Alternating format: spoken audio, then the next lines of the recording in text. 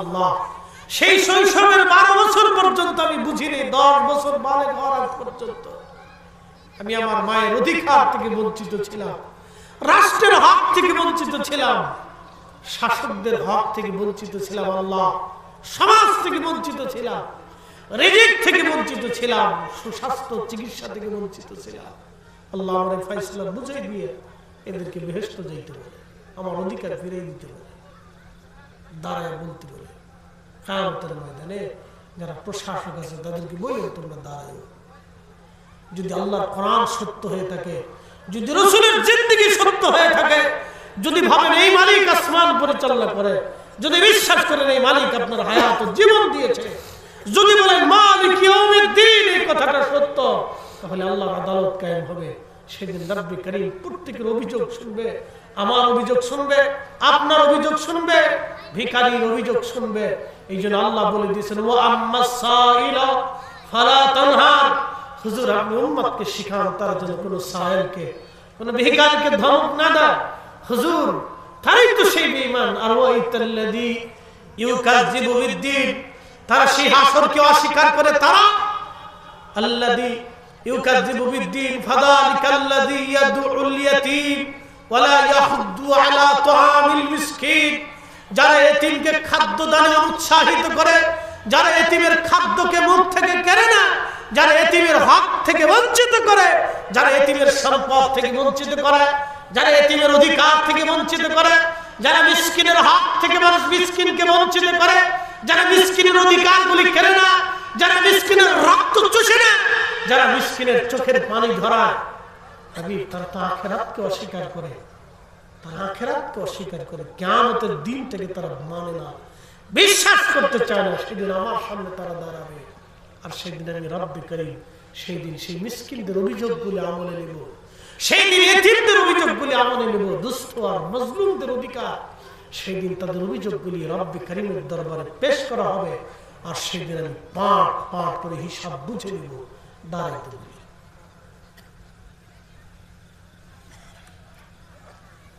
বুঝতে পারছেন? যদি রবকে বিশ্বাস করেন যাহা উনি আকাশ থেকে বৃষ্টি দেয়, তাহলে বুঝবেন উনি কিয়ামতের ময়দানে দাঁড় করা হবে।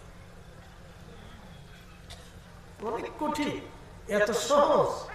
এই জন্য হযরত ওমর রাদিয়াল্লাহু তাআলা নিজের কাঁধে করে বস্তা নিয়ে গরিবের ঘরে যাইতেন। গোলাম আসলাম বলল, আমিরুল মুমিনিন, আপনি আমার মনিব, আমি আপনার গোলাম, আমার পিঠে আটার বস্তা দেন, আপনি কেন আটার বস্তা টানবেন? সেই দিন আমিরুল মুমিনিন জবাব দিয়েছিল, আসলাম রে, তুই আমার গোলাম হতে পারিস, কিন্তু এই উঠে এই আটার বস্তা আমার কাঁধে থাকবে, তোর কাঁধে দেওয়া যাবে না। কারণ ওই গরিব মানুষের ঘরে আমাকে খাবার পৌঁছাইতে হবে। কিয়ামতের ময়দানে আল্লাহর সামনে তুই জবাব দিবি না, আমাকেই জবাব দিতে হবে। তা আমি যেহেতু জবাব দিব, তা আটার বস্তা আমার কাঁধেই থাকতে হবে। একসাথে বলুন আল্লাহু আকবার। আল্লাহ আকবার, একটু জোরে বলেন, আরো জোরে বলেন। বুঝে যান এটার নাম ইসলাম, এটার নাম ইসলাম। বুঝে যান ইসলামের কাজে ছিল ইনসাফ প্রতিষ্ঠিত করা। আল্লাহ ওয়াজ করেছেন, ইন্নাল্লাহা ইয়া'মুরু বিল আদলি ওয়াল ইহসান, ইন্নাল্লাহা ইয়া'মুরু বিল আদলি ওয়াল ইহসান। রব্বুল আলামিন বললেন, নিশ্চয় আমি তোমাদেরকে হুকুম করলাম দুনিয়াতে তোমরা ইনসাফ করবে, ন্যায় করবে, অন্যায় করবে না, ইনসাফ করো, আদল করো, ইহসান দয়া করো, দয়া, দয়ার বিনিময়ে দয়া। দুনিয়াতে যদি দয়া করেন হাসরে দয়া পাবেন, দুনিয়াতে যদি ক্ষমা করেন হাসরে ক্ষমা পাবেন, দুনিয়াতে যদি আপনি ক্ষমা করেন হাসরে ক্ষমা পাবেন, দুনিয়াতে দয়া করবেন হাসরে দয়া পাবেন, দুনিয়াতে দান করবেন হাসরে দান পাবেন। দয়ার বিনিময়ে দয়া, দানের বিনিময়ে দান, ক্ষমার বিনিময়ে ক্ষমা। বুঝে যাবেন আপনি। আল্লাহ রাসূল সহিহ বুখারীর ভিতরে বলেন, আমার উম্মত বনি ইসরাইলের একজন ব্যক্তি পতিতা নারী টাকার জন্য দেহ ব্যবসা করত। পতিতা নারী টাকার জন্য দেহ ব্যবসা করত। পতিতা নারী কতটা নিকৃষ্ট আপনাকে বোঝায়। যে পুরুষ টাকার বিনিময়ে অন্য পুরুষ অন্য নারীর দেহ ভোগ করে, এই পুরুষ হলো নিকৃষ্ট। আর যে নারী টাকার জন্য পুরুষের কাছে দেহ বিক্রি করে, এই নারী হলো সৃষ্টির মতো নিকৃষ্ট। দুইজনই নিকৃষ্ট। যে টাকা দিয়ে নারীর দেহ ভোগ করে, শুনে যাবেন, যে পুরুষ নিজের রুটি রুজি দিয়ে যে পুরুষ জিনা করে, অর্থাৎ অন্য নারীর দেহ ভোগ করে, ওই পুরুষের রুটি রুজিতে কোনোদিন বরকত আসবে না, ওই খাবারে কোনো বরকত হবে না, ওই অর্থে কোনো বরকত হবে না, ওই টাকায় কোনোদিন বরকত হবে না, সুখ তাকে কোনোদিন ধরা দেবে না। ভালো করে শুনে যাবেন, প্রতিটা নারী কাস্টমারের জন্য দাঁড়িয়ে আছে। তৃষ্ণার্ত কুকুর হাঁপায়া হাঁপায়া হাঁপায়া হাঁপায়া জিহ্বা বের করে রওনা হয়েছে। আল্লাহর বান্দির কুকুরের প্রতি দয়া লাগলো, ইহসান লাগলো, দয়া লাগলো। দয়া লাগার পরে তার পায়ের মধ্যে চামড়ার মোজা ছিল, মোজাখানা খুলে এই মোজাখানা রশি দিয়ে বেঁধে, বন্ধুরে মনোযোগ দিবেন, কুয়ার ভিতর থেকে পানি বের করে কুকুরকে পানি পান করাইলো। একটা কুকুরের আত্মাকে শান্তি দেওয়ার কারণে আমার রবের কাছে দয়া লাগলো, বান্দিরে তুই আমার সৃষ্টিকে দয়া করছো, যাও আমি আল্লাহর তোমার থেকে দয়া বেশি। আল্লাহ 100 ভাগ দয়া, দয়াটাকে ভালোবাসাটাকে রব্বুল আলামিন 100 ভাগে ভাগ করলেন। 100 ভাগে ভাগ করে আমার রব আমার আল্লাহ দয়াকে 99 ভাগ দয়া নিজের কাছে রেখে দিয়ে বাদ বাকি এক ভাগ দয়া তামাম সৃষ্টির মতো আল্লাহ বন্টন করে দিলেন। এই জন্য দুনিয়াতে কোন মানুষ যদি দয়া করে, আল্লাহ তাকে দয়া করে। দুনিয়াতে কোন মানুষ যদি ক্ষমা করে, আল্লাহ তাকে ক্ষমা করে দেয়। দুনিয়াতে কোন মানুষ যদি কঠিন হয়ে যায়, আল্লাহ তার উপরে কঠিন হয়ে যায়। দুনিয়াতে কখন মানুষ যখন জালেম হয়ে যায়, আল্লাহ তার উপরে জালেম হয়ে যায়, অর্থাৎ আল্লাহ ওই জালেমকারীকে শাস্তি দিয়ে থাকেন। আল্লাহ বান্দার জন্য কাহার হয়ে যায়, শক্ত হয়ে যায়। দুনিয়ার কোন জালেমকে আল্লাহ রাব্বুল আলামিন ছাড় দেন না, জালেমের প্রতি আল্লাহ দয়া দেখান না, আল্লাহ জালিমের প্রতি মায়া দেখান না, কারণ সে জালিম। আল্লাহ মাজলুমের উপরে দয়া নিক্ষেপ করেন। আল্লাহ রাসূল বলেন, আমার উম্মতেরা রে, ওই প্রতিটা নারী কুকুরকে পানি পান করানোর কারণে আল্লাহর দয়া লাগলো। আমার রব আমার আল্লাহ ওই প্রতিটা নারীর সারা জীবনের গুনাহগুলি মাফ করে দিল। শুধু মাফই করে দেন নাই, আল্লাহ তাকে বেহেশত নিক্ষেপ করলেন, বেহেশত আল্লাহ দিয়ে দিলেন। আল্লাহ রাসূল বললেন, আরেকজন মহিলা ছিল বনি ইসরাইলের, সে বুজুর্গ ছিল, নামাজি ছিল, পরহেজগার ছিল বটে, কিন্তু এই নারীর বাড়ি একটা বিড়াল ছিল। বিড়ালের গলার মধ্যে রশি বেঁধে রাখতো, খেতে দিত না। না খেয়ে খেয়ে বিড়ালটা একদিন মারা গেল। বিড়াল মারা যাওয়ার কারণে আল্লাহ রাব্বুল আলামিন তার জীবনের সমস্ত আমলগুলি বরবাদ করে দিলেন। সৃষ্টির প্রতি কঠোরতার কারণে রব্বুল আলামিন তার উপর কঠোর হয়ে গেলেন। আপনি সৃষ্টির প্রতি যদি দয়া দেন, আল্লাহ আপনাকে দয়া দিবে। আপনি সৃষ্টির প্রতি যদি কঠোর হয়ে যান, আল্লাহ আপনার উপরে কঠোর হয়ে যাবে। দয়ার বিনিময়ে দয়া, দানের বিনিময়ে দান, ক্ষমার বিনিময়ে ক্ষমা, ইহসানের বিনিময়ে ইহসান, খাবারের বিনিময়ে খাবার। এই জন্য আপনি যদি মেহমান আপনার বাড়িতে আসে, খাবার আপনি যদি তার সম্মান করেন, আল্লাহ আপনার ঘরে দরজা দিয়ে রিজিক পাঠাবে, কখনো অভাব আসবে না। কারণ মেহমান আপনার বাড়ির খাবার খায় না, মেহমান তার নিজের রিজিকটা আপনার বাড়িতে খায়। আল্লাহ তার জন্য রিজিক আপনার ঘরে দরজায় পাঠায় দেয়। একবার জোরে বলা যাবে কি আল্লাহু আকবার। এ মুসলমান, কুকুরকে পানি পান করাইয়া প্রতিটা নারী বেহেশতে চলে গেল। বিড়ালকে না খাই মেরে ফেলে দেওয়ার জন্য একজন নামাজি নারী জাহান্নামে চলে গেল। ভাই আমার, খুব মনোযোগ দিবেন। দয়ার বিনিময়ে দয়া, দয়ার বিনিময়ে দয়া, ক্ষমার বিনিময়ে ক্ষমা, ক্ষমার বিনিময়ে ক্ষমা, দানের বিনিময়ে দান, দানের বিনিময়ে দান। আমার রব আমার আল্লাহ ইহসান করবেন। খুব মনোযোগ দিয়ে কথাগুলি শুনবেন। এই জন্য সৃষ্টির প্রতি দয়া দেখাইতে হবে। এই জন্য আল্লাহ রাসূল বললেন 14টা কারণে আল্লাহর আকাশ থেকে পাথর আসতে পারে এবং গজব আসতে পারে, বালা আসতে পারে। বাংলাদেশে আপনি যদি দেখেন 3.5 কোটি মানুষ কিডনি রোগের সাথে আক্রান্ত। বলুন গজব নাই? গজব আছে। কে বলছে গজব নাই? অবশ্যই গজব আছে। যারা ইতিমের হক নষ্ট করে, যারা জিজ্ঞেস করেন ঘুমাইতে পারেন, ওরা ঘুমাইতে পারে না। জিজ্ঞেস করেন যারা মিসকিনের হক নষ্ট করে, জিজ্ঞেস করেন ঘুমাইতে পারোনি, ঘুমাইতে পারে না। বলে ঘুমাই কেমনে? বলে তারি খেয়ে, মদ খেয়ে, পানি খেয়ে, লাল পানি খেয়ে তারপরে ঘুমা। জিজ্ঞেস করেন লাল পানি খেয়ে তারপরে ঘুমা, তারি খেয়ে, মদ খেয়ে, নেশা করে তারপরে ঘুমা, নিলে ঘুমাইতে পারে না। যারা মানুষ হত্যা করে তারা ঘুমাইতে পারে না, তাদের চোখের নিদ্রা নিয়ে চলে যায়। শোনেন, যারা মানুষ হত্যা করে আল্লাহ তাদের পৃথিবী থেকে একটা কঠিন শাস্তি দেন, তাদের চোখে কোনো নিদ্রা থাকে না, তাদের নিদ্রাহীন হয়ে যাবে, তাদের ঘুম থাকে না, ঘুমাইতে পারে না সে। তো ঘুমানোর জন্য সে নেশা করে, সে আরেকটা পাপ করলো। যত সময় সে নেশা করবে তত সময় শরীর নাপাক থাকবে। এটা আমাকে চা দিছেন, এখন যদি মদ দিতেন আমি খাইতাম, আমার শরীর নাপাক হয়ে যেত। যত সময় মানুষ নেশা করে তত সময় তার শরীর নাপাক থাকে, হারাম হয়ে যায়, নাপাক হয়ে যায়। কুকুরের শরীর যেরকম নাপাক, নেশাগ্রস্তের শরীর এরকম নাপাক। আপনি ঠিক বললেন ঠিক, না ঠিক বললেন ঠিক, কথা আমি যেটা বলছি এটাই ঠিক। ভালো করে বুঝে যাবেন, কুত্তার শরীরের উপরও নাপাক, ভিতরও নাপাক। যারা নেশা করে তাদের ভিতরে এরকম নাপাক, তাদের গোশত নাপাক, চামড়া নাপাক, রক্ত নাপাক, সব নাপাক।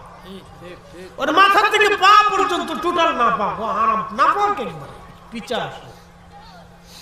কোন হারাম খাচ্ছে, সবসময়ের জন্য হারাম খায়। ও একটার পর একটা না খেলে ওর সহ্য হয় না। দেখবেন যে গাঁজা খায়, ওর গাঁজা খেতেই হবে। কি কথা ঠিক আছে না ভাই? ওর গাঁজা খেতেই হবে। যে ইয়াবা খায় তোর ইয়াবা খেতেই হবে। যে হিরোইন খায় সে হিরোইন খেতেই হবে। যে ইনজেকশন দেয় না কি বলে এটা, ওটা দিতেই হবে। যে মদ খায় ওর মদ খেতেই হবে, না খেলেও বাঁচবে না, অসুস্থ হয়ে পড়বে। ও প্রতিনিয়ত এগুলি হারাম খায়। তো কুত্তার শরীর যেমন ভিতরে বাইরে নাপাক, শুয়োরের গোশত যেরকম নাপাক, ওই মানুষের শরীর এরকম নাপাক হয়ে যায় যখন ওই বান্দা নেশা করে। আর যারা সুদের টাকা দিয়ে গরুর গোশত কিনে খায়, যতদিন সুদ খায় ততদিন শরীর নাপাক থাকে। যারা যতদিন ঘুষ খায় ততদিন পর্যন্ত ওদের শরীর নাপাক থাকে। কুত্তার গোশত যেমন নাপাক, ওদের শরীর এরকম নাপাক। কুত্তার দেহ যেরকম নাপাক, ওদের শরীর এরকম নাপাক।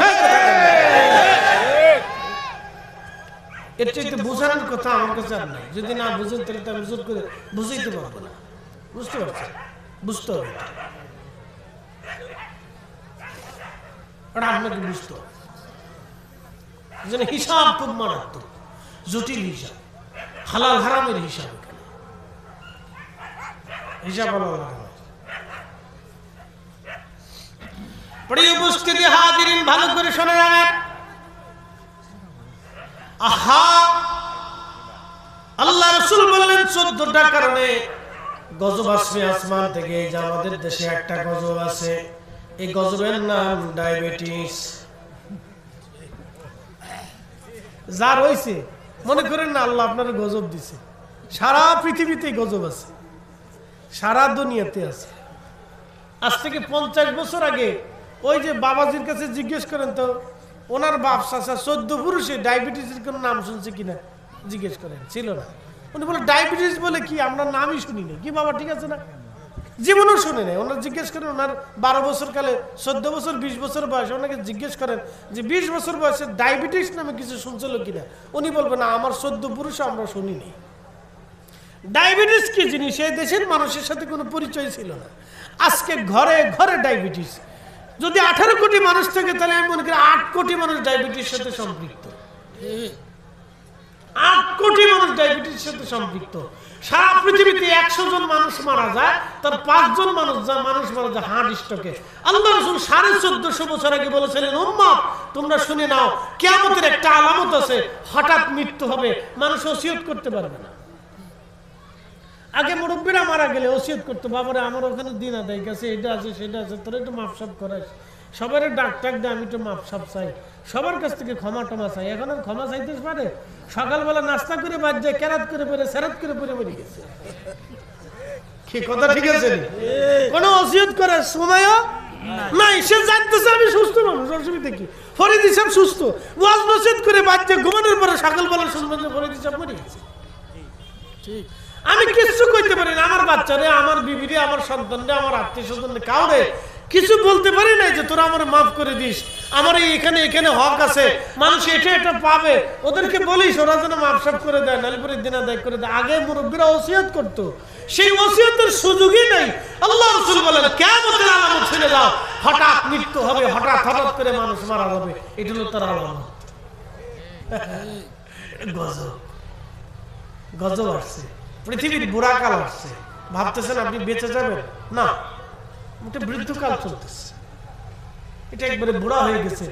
পৃথিবীর চুল দাড়ি টাড়ি সব পেকে গেছে, এটা যে কোনো সময় ডেড হয়ে যাবে। মাহদী আলাইহিস সালামের আসার সময় গনি গেছে, কয়েকশো বছর হইতে পারে, না হইতে পারে। এটা একবারে প্রবল নেই। আল্লাহ রাসূল বলেন বেহায়াপনা প্রকাশ্যভাবে হবে, তার বাস্তব প্রমাণ হলো মোবাইল। এই বাস্তব প্রমাণ হচ্ছে মোবাইল। আপনি মোবাইল দেওয়া লাগবে না, আপনি চলে যান না মালয়েশিয়াতে, গেলেই দেখবেন যে কি অবস্থা।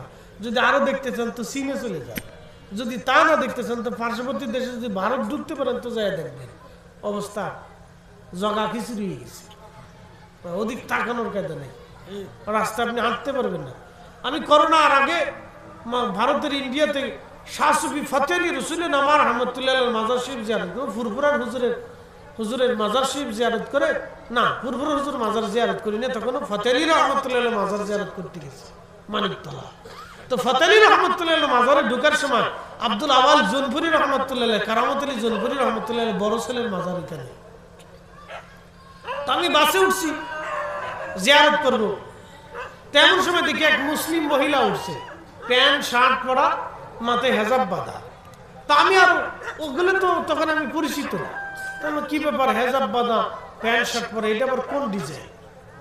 তা আমি বসে চিন্তা করতেছি এটা আবার কি হলো। আমি চিন্তা করলাম এটা হিন্দুদের দেশ, সিস্টেম টিস্টেম হইতেও পারে এইটা। এখন তো বাংলাদেশে ওইটা ঢুকছে, ওরে বুরকা দেখলে মনে হচ্ছে এটা বুরকা না টুরকা না সুরকা, মডেল সডেল কি নতুন নতুন হয়েছে আর কি। গুলশান বানাইতে গেলে দেখবেন যে সেই মেয়ে প্যান্ট পরে রয়েছে, মাথায় হেজাব একটা ফেঁচা রাখছে। আমি এবছর মালয়েশিয়া মালদ্বীপে যাই, দেখি একই অবস্থা, সবাই প্যান্ট শার্ট পরা, মাথায় হেজাব বান্ধা। আমি বলি ঘটনা কি? সিস্টেম এটা, যাক ভালো, আর কি করার আছে। তো সেই গল্পের মতো এক হুজুরে ওয়াজ করছে বাবারা, ইমাম সাহেব ওয়াজ করছে বাবারা, পাগড়ি পরে নামাজ পড়লে 70 গুণ সওয়াব হয়, আল্লাহ রাসূল বলছেন। তো মুসল্লি এই কথার উপরে আমল করতে যায়, চিন্তা করলে এত সওয়াব, তাহলে আজকে ছেড়ে দেবো না। ঠাস করে লুঙ্গিটা টাইম দিয়ে খুলে মাথায় পাগড়ি বেঁধে লাগছে। তো লুঙ্গি খুলে মাথায় পাগড়ি বাঁধলে যত নাকি, প্যান্ট শার্ট পরে মায়া মানুষ হেজাব বাঁধলে তত নাকি। কথা বুঝাইতে পারছি না আপনাদেরকে? তত নাকি। তা আমাদের দেশে এরকম ধীরে ধীরে ধীরে ধীরে ধীরে ধীরে আসতেছে, এই ঢুকতে চায়, কিন্তু হুজুররা পিড়ে পিড়ির জন্য ঢুকতে পারতেছে না, বুঝতে পারছেন? আমরা চেঁচামেচি করি, নাস্তিকদের শরীরে দেখবেন জ্বালা পোড়া লাগে, ওরা লেখালেখি করে সারা রাত ধরে, হুজুররা মাইকে ঘেউ ঘেউ ঘেউ ঘেউ করে। আরে আমি তো ঘেউ ঘেউ করি, আমরা যদি ঘেউ ঘেউ না করতাম তাহলে এদেশে বহুত নাস্তিক নামক কুত্তা দিয়ে সারা দেশ ভরে যেত।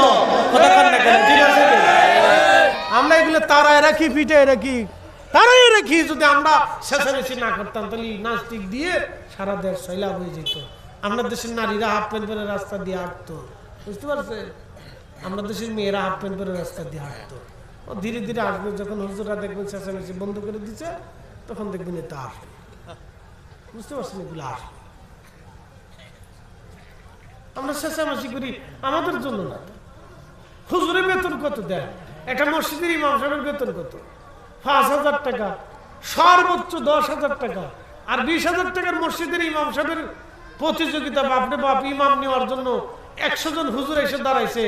তারপরে মুসল্লিরা টেস্ট করে হুজুরের চেহারা ভালো কিনা, বুড়ু কেমন, চুলের কাটিং কেমন, কণ্ঠ কেমন, বিয়ে শাদী করছে কিনা, বাপ মাসি কিনা, কোথায় পড়াশোনা করছে, কি কি করছে কেরাত একটু পরে মুসল্লিগিরি জায়গায় হুজুরের পছন্দ হয়েছে নি, একজনের কা হুজুরের চেয়ারও মেয়ারও ভালো কিন্তু পার উপরে যে একটু কালা আছে, আরেকজনের কা না সবই ভালো কিন্তু কণ্ঠটা মোটামুটি, আরেকজনের কা সবই ভালো কিন্তু হুজুর বিয়ে করে নাই, আবার হুজুর সব ভালো কিন্তু চুল পাকিয়ে গেছে। কত জ্বালা হুজুর রে, 10,000 টাকা চাকরি দিতে যে মুসল্লি এত কথা বললেন, কিন্তু নির্বাচনের ভোট দেওয়ার সময় ওই সময় আর জিজ্ঞাসা করেন না যে লোকটা ভালো না মন্দ, এটা না সেটা, ওই সময় কিছু জিজ্ঞেস না, খালি হুজুরের সময় জিজ্ঞেস করেন। নির্বাচনে ভোট দেওয়ার সময় জিজ্ঞাসা করেন না লোকটা ভালো কি ভালো না, তার কি অবস্থা না আছে, কিছু জিজ্ঞেস না, খালি হুজুরের সময় খালি জিজ্ঞেস, খালি হুজুরের সময় আছে। আমি এক গ্রামে গেছি, বললাম হুজুরের বেতন কত? হুজুর 2,000 টাকা। ইমাম সাহেব হুজুর কয়, হুজুর তাও 6 মাস বাকি রাখছে। আমি পরে বললাম সব গ্রামের বাড়ি বাড়ি আগুন লাগাই দেয়, ওরা জালিম। কি কথা খারাপ হয়েছি ভাই? প্রত্যেক গ্রামের বাড়ি বাড়ি আগুন লাগাই দেন, ওরা জালিম। মাত্র আল্লাহর ঘরের ইমামরে 2,000 টাকা বেতন দেয়, তাও 6 মাস পর্যন্ত বাকি রাখছে, ওরা জালিম। ওদের বাড়ি বাড়ি আগুন লাগাই দেন, ওরা জুলুম করতেছে ইমাম সাহেবের সাথে। এর বাচ্চা আছে, সংসার আছে, সন্তান আছে, ভবিষ্যৎ আছে, এর সাথে জুলুম করতেছে, আগুন লাগাই দেন, ওরা জালিম। একটা বিড়ির দাম কত? 10 টাকা। আমি 20 টাকাটা বাদ দিলাম, 100 টাকাটা বাদ দিলাম, 10 টাকাটাই ধরলাম, 5 টাকাটাই ধরলাম। সোনালী বিড়ির দাম কত? আগে তো 1 প্যাকেট পাওয়া যেত 2.5 টাকা। সেই ছোটবেলা আমি মনে আছে বাড়ি জোন আসতো, তো বড় ভাই বলতেছে বিড়ি নিয়ে, তো ক্লাস 7, 8, 9-এ পড়ি, তো একটা বিড়ি আনতে গেছি, সোনালী বিড়ি, আনসার বিড়ি, তখন 1 প্যাকেটে 25টা থাকতো, 2 টাকা, 2.5, 1.5 টাকা, 1 টাকায় পাওয়া যেত না, এরকমই তো ছিল। তো 25টি বিড়ি, তো সেগুলো তো আর এখন নাই, এখন তো মডার্ন সিস্টেম হয়েছে, বিড়ির দাম বাড়ছে।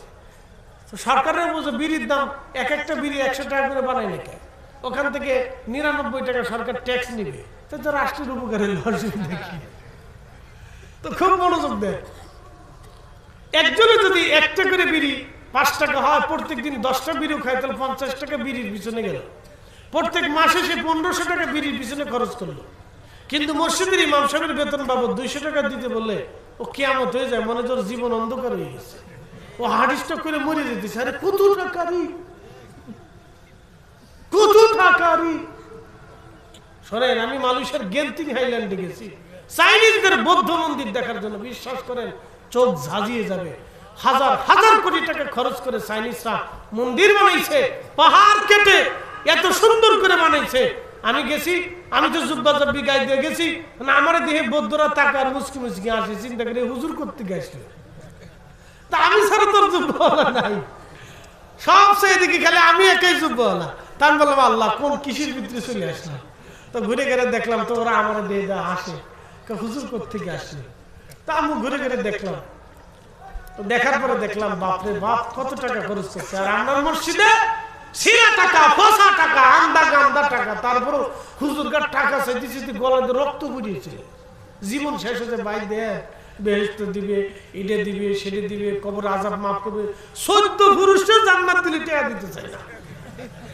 কি কথা বলেন? 14 পুরুষে বেহেশত দিয়ে দিছি, তারপরে যদি টাকা দেওয়ার পরে দোয়া হুজুর না করে, তো হুজুরের জান শেষ। নাম ধরে তার 14 পুরুষে বেহেশত পাঠাইতে, না জান শেষ হয়ে যায়। বুঝতে পারছেন? কবে চেঞ্জ হবে আমরা জানি না। আল্লাহ আমাদের পরিবর্তন করে দিক দিল ও মনকে। জোরে বলেন আমিন। কষ্ট হইতেছে আপনাদের? কিছু এই আনুষঙ্গিক কথা না বললে আপনি তো বুঝবেন না। খালি যদি একদিকে চলে যায় তাহলে আপনি হুজুর ঘুমায় ঘুমায় ওয়াজ করছে, বুঝছেন? এই জন্য আনুষঙ্গিক আপনাদেরকে বুঝাইলাম। প্রিয় ভাই আমার, তাহলে বলেন আল্লাহর আকাশ থেকে পাথর নিক্ষেপ হতে পারে কিনা? ভূমিকম্প হতে পারে কিনা? পারে। মহামারী আসতে পারে কিনা? পারে। ৭৫ বছর ধরে রোহিঙ্গাদেরকে হত্যা করা হলো, ফিলিস্তিনিদেরকে হত্যা করা হলো, ১.৫ লক্ষ রোহিঙ্গা পিটি পিটি পুড়িয়ে পুড়িয়ে হত্যা করা হলো। কোন বিচার আজ পর্যন্ত হয়েছে ভাই? কাউকে বিচারের কাঠগড়ায় এই পৃথিবীর আদালত দ্বারা করাইতে পারছে? পারে না। কিন্তু আল্লাহর আদালতে ফয়সালা তো হবে। সেই জন্য আল্লাহ করোনা নামক মহামারী সারা পৃথিবীতে দিয়ে দিলেন। একসাথে বলবেন আল্লাহু আকবার। না হয় না আরো জোরে বলেন। সারা পৃথিবীতে করোনা নামক মহামারী আল্লাহ দিয়ে 30 লক্ষের মতো মানুষ আল্লাহ কেড়ে নিয়ে বুঝাই দিলেন স্বজন হারাইলে কেমন ব্যথা লাগে বুঝো। আল্লাহর ফয়সালা নাই আছে, কে বলছে নাই? 30 লক্ষ মানুষ চলে গেল। বাংলাদেশে করোনা একটু উকি চুকি দিয়ে বললো যে না এরা নিতান্ত গরিব মানুষ, এখানে বাইরে লাভ নাই, ধরলে বড় ডারে ধরবো। পরে কয়েকটা এসি রুমের ভিতরে যেটি থাকতে এটি লয়ে গেছে, মনে কিছু দিয়ে না, নাম টাম কোয়া যাবে না, কয়েকটা লয়ে গেছে, কয়েকটা কাজ করেও রাখছিল, জুলাই রাখছিল কয়েকদিন, বুঝতে পারছেন? কিন্তু আমরা যারা মাঠে ঘাটে খাই, রিক্সা মিক্সা চালে, আমরা ধরে নেই। আমি কত লোকের সাথে ওই সময় মাহফিলে মুসাফা করছি, আমারও কোনোদিন ধরে নেই। হাজার হাজার লোকের সাথে অনেকে কিন্তু হুজুর করে না, দূর বেটা কর, দে মুসাফা কর, না বেটা মুসাফা কর, আল্লাহ রাসূলের সুন্নাত এটা, ওইলে হবে আমার হবে, তোর চিন্তা কি? আল্লাহর কসম করে বলে আমি হাজার হাজার মসজিদ মুসাফা দে ধরে, ওইলে আমার ডর, আমরা চিন্তা করি। ইউরোপ এশিয়ার ইউরোপের ভিতরে করোনায় ধরল, এমন ধরা ধরছে বাপরে বাপ, একবারে কান্দা কাটি জানে মেরে ফেলছে, তুলে ধনে করে ফেলছে। আমেরিকার ধরল 10 লক্ষ ওদের মানুষ মরছে, 10 লক্ষের মতো ওদের মানুষ মারা গেছে আমেরিকাতে। আমেরিকা, ব্রিটেন, ওদের কানাডা প্রায় 10 লক্ষ মানুষ মরছে। আল্লাহ দেখাই দিছে, দেখ ফিলিস্তিনিদেরকে মারছিস, এখনো টাকা পয়সা দিস মারার জন্য, তো স্বজন হারাইলে কেমন ব্যথা লাগে একটু বুঝে দাও। কিন্তু ওদের বুঝ আসে না, ওরা চিন্তা করে একটা আসছে প্রাকৃতিক দুর্যোগ আমরা শেষ করে দিচ্ছি, কিন্তু যার চলে গেছে ওই বেটা তো চিৎকার করে বুঝতেছে কেমন জ্বালা।